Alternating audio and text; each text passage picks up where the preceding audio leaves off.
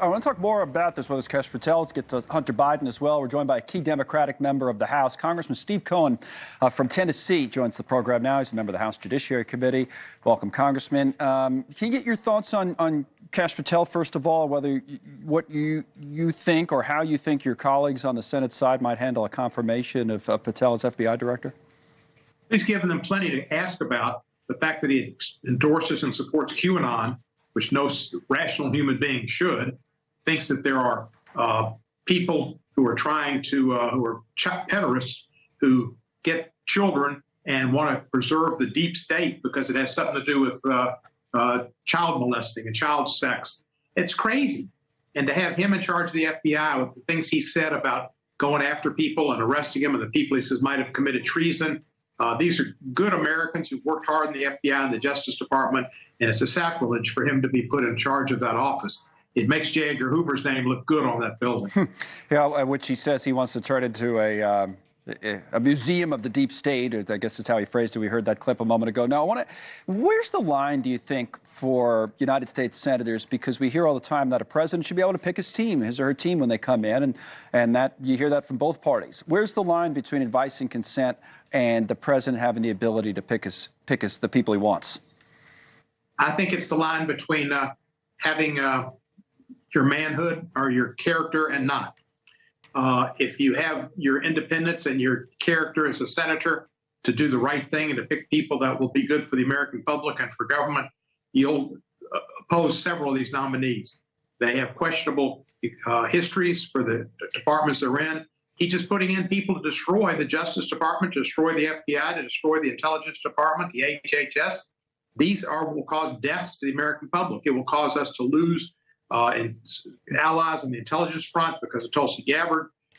People won't want to share information with us, with Robert Kennedy Jr. People may get scared of vaccines and what happened.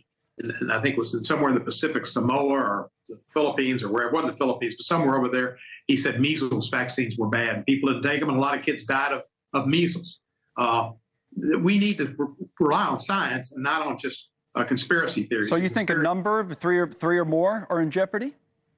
I think they're definitely, I think they could be in jeopardy. It just depends if you have 4 out of 53 Republicans who will do the right thing. That's not a very high number, but they're all afraid of Trump, and they're afraid of their constituents who like Trump.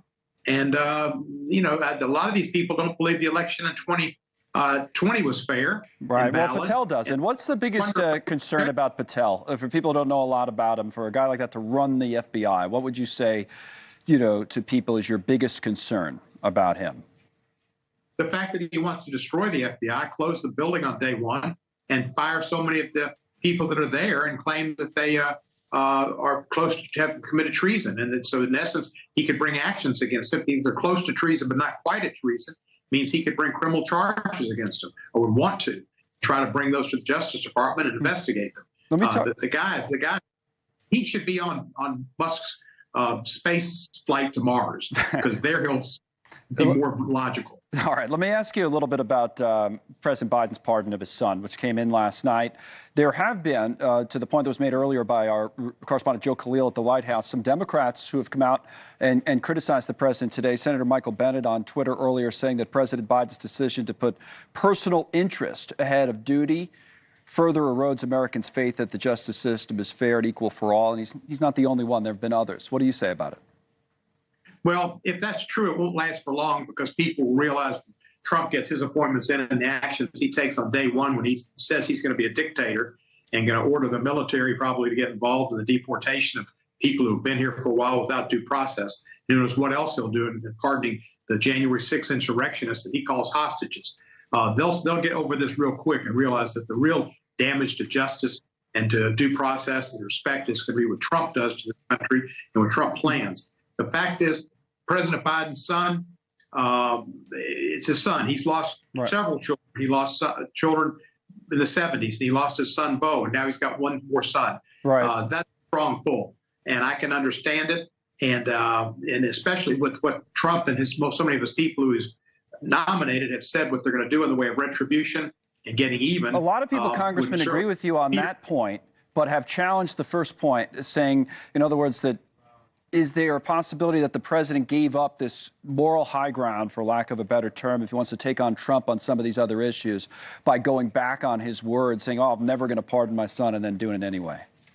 Well, I think that's bad, but the circumstances changed. After the election, Trump became more going down hardcore on getting retribution and appointing people who said they were in the office to get retribution. The head of the Justice Department, to be Ms. Bondi, said, we're going to investigate the investigators, we're going to prosecute the prosecutors, et cetera, et cetera. And that's the same thing Patel said. With that being said, I can see where the conditions and the idea that Hunter Biden might be in prison, and a prison that's controlled by Donald Trump's Justice Department, scared the president even more, and he needed to look out for his son. Circumstances changed because of the irrational and un-American type statements they've made about getting retribution. I have a constitutional amendment that I've had for over 4 years to change this and to make it illegal for a president to pardon their son, to pardon family members, to pardon political friends, et cetera. I have had zero Republican help. No Republican has signed on, and the head of the Judiciary Committee did not schedule it for a hearing. So in practice, you don't believe this should be allowed, is your point. You've already introduced an amendment to say you don't believe this kind of thing should be allowed.